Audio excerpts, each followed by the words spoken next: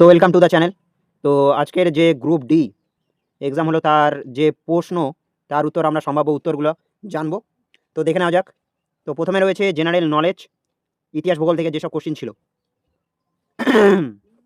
কী কী ছিল? প্রথম কোশ্চিন, আমি কোশ্চিন এখানটা স্লাইড বানিয়েছি, তো মিলিয়ে নেবেন আপনাদের কোশ্চিন সেট থেকে।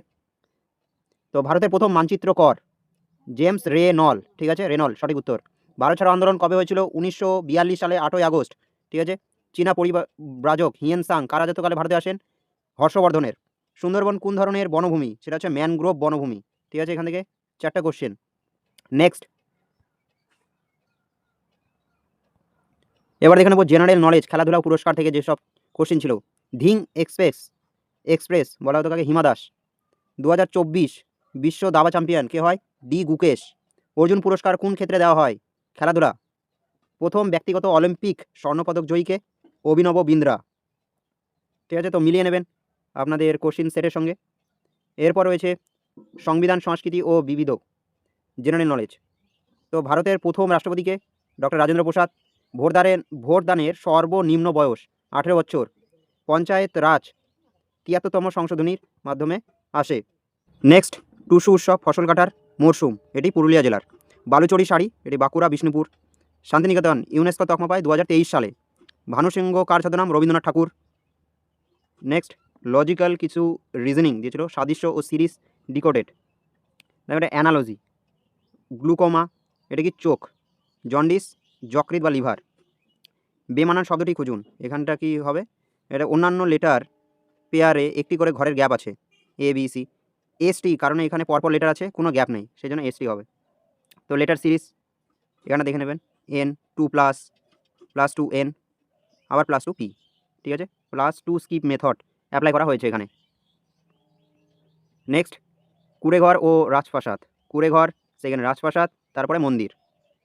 সকল কুড়েঘর হলো রাজপ্রাসাদ, আর সকল রাজপ্রাসাদ হলো মন্দির। সিদ্ধান্ত কি আসা গেল? কিছু মন্দির হলো কুড়েঘর, ঠিক, কিছু মন্দির হলো রাজপ্রাসাদ। তো উপসংহার কি? 1 ও 2 দুটোই সত্য, ঠিক আছে। কলম ও পেন্সিল, কলম পেন্সিল, এদিকে টুপি। তো বিবৃতি কি? সকল কলম হলো পেন্সিল, কোনো পেন্সিল টুপি নয়। সিদ্ধান্ত কি? কোনো কলম টুপি নয়, এটি ঠিক, কেবলমাত্র উপসংহার 2 সেটাই সত্য। নেক্সট, অঙ্ক সমাধান, সেটা হচ্ছে শতাংশের হিসাব। 200 এর 35% কত? তাহলে 200 ইন্টু 35/100 সলভ করলে 70, ঠিক আছে, 70।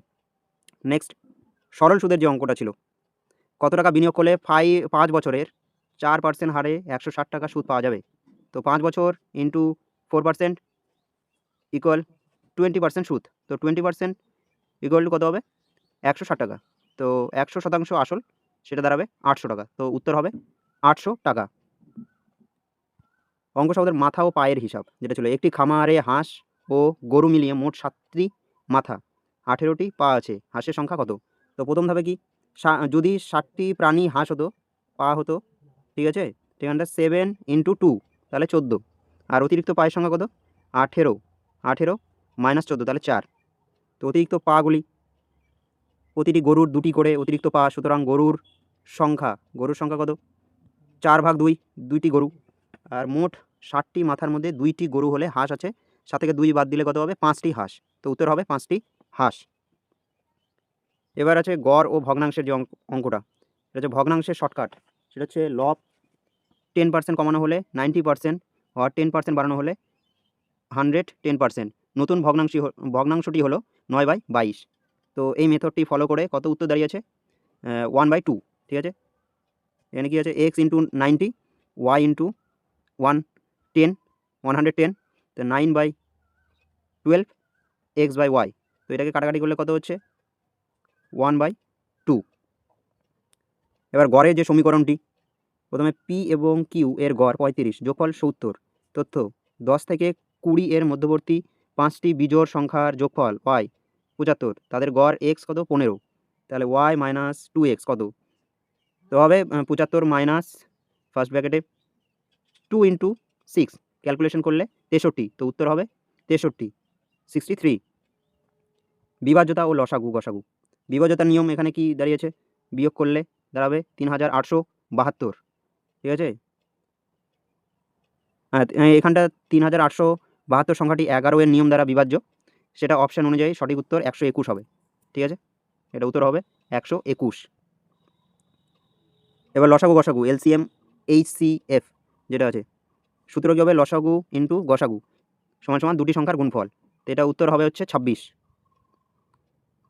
দশমিকের সরলীকরণ 24 যদি 400x হয় তবে x সমাধান করলে কি দাঁড়াবে? 24/400 সমান সমান কত? 0.06, এটা উত্তর। নেক্সট, কম্পিউটার সায়েন্স থেকে বেসিক নলেজ দিয়েছিল যেটা, সিপিইউ এর full form central processing unit. Computer চালু করার প্রক্রিয়াকে কী বলা হয়? বুটিং। ঠিক আছে, এমএস ফাইল এক্সটেনশন করলে কি? .doc doc. এক ওয়েব পেজ থেকে অন্য ওয়েব পেজ যাওয়াকে কী বলা হয়? ব্রাউজিং। তারপরে কি? ডাউট ক্লিয়ার, বিতর্ক বিভ্রান্তি প্রশ্ন। ঠিক আছে, যেগুলো সেটা হচ্ছে বালুচরী শাড়ি মুর্শিদাবাদ না বাঁকুড়া? উত্তর হবে বাঁকুড়ার বিষ্ণুপুর। উৎপত্তি মুর্শিদাবাদ হলেও বর্তমানে এটি বাঁকুড়ার বিষ্ণুপুরের জন্যই বিখ্যাত। নেক্সট, উড়িষ্যার রাজধানী কোনটি? সেটা হচ্ছে কটক, কারণ কটক রাজধানী নয়, উড়িষ্যার আসল রাজধানী হলো ভুবনেশ্বর। ঠিক আছে, তো ভুবনেশ্বর এখানটা উড়িষ্যার রাজধানী হবে। নেগেটিভ নেগেটিভ নেভিগেটিং নাকি ব্রাউজিং? উত্তর ব্রাউজিং। এক ওয়েব পেজ থেকে অন্য ওয়েব পেজে যাওয়াকে ব্রাউজিংই বলা হয় কিন্তু এখানে, তো ব্রাউজিং হবে এখানটা সঠিক উত্তর। আর একটা কি? 10 বছরে দ্বিগুণ হলে সুদের হার 20%? না, উত্তর 10% হবে। 100 টাকার সুদ পেলে 200 দ্বিগুণ হয়, তাই 10 বছরে 100 টাকার যে সুদ মানে বার্ষিক হার 10%। ঠিক আছে, সেফ স্কোর সেটা সম্বন্ধে এখানে প্রশ্নপত্রের ধরন ও পরীক্ষার্থীদের ফিডব্যাক বিশ্লেষণ করে দেখা যাচ্ছে যে 39-38 একটি অত্যন্ত ভালো স্কোর হতে পারে। যারা 37-এর উপরে স্কোর করেছেন তারা আপাতত সুরক্ষিত আছেন। কাট অফ নিয়ে অযথা দুশ্চিন্তা করবেন না, এটির উপরে আরেকটা ভিডিও আসবে, তো আপনি মিলিয়ে নিন আপনার কত আসছে। তো থ্যাংক ইউ ফর ওয়াচিং, পরবর্তী ভিডিওর জন্য অপেক্ষা করুন। Thank you.